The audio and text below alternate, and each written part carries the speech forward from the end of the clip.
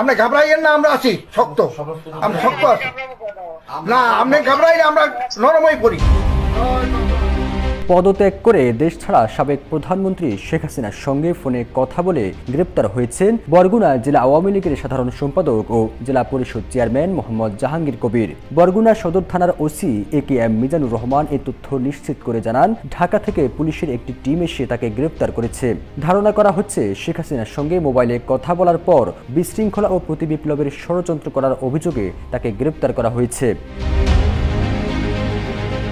এর আগে গত 12 আগস্ট শেখ হাসিনার সঙ্গে 3 মিনিট ফোনে কথা বলেন আওয়ামী লীগ নেতা মোহাম্মদ জাহাঙ্গীর কবির। ফোনালাপে শেখ হাসিনা জাহাঙ্গীর কবিরকে বলেন, আপনারা শৃঙ্খলা মেনে দলীয় কার্যক্রম চালাবেন, 15 আগস্ট জাতীয় শোক দিবস পালন করবেন। তার জবাবে মোহাম্মদ জাহাঙ্গীর কবির বলেন, আপা আপনি ঘাবড়াবেন না, আপনি ঘাবড়ালে আমরা দুর্বল হয়ে যাই, আমরা শক্ত আছি। এরপর শেখ হাসিনা বলেন, আমি ঘাবড়াবো কেন, আমি ভয় পাইনি। আপনারা দেখছেন আমাদের পুলিশ বাহিনীকে মেরে কিভাবে ঝুলিয়ে রেখেছে, আমাদের কর্মীদের মেরেছে, বোরকা পরে মেরেছে। এই দেশটা রক্তের বিনিময়ে স্বাধীন হয়েছে, আপনারা যেভাবে আছেন থাকেন।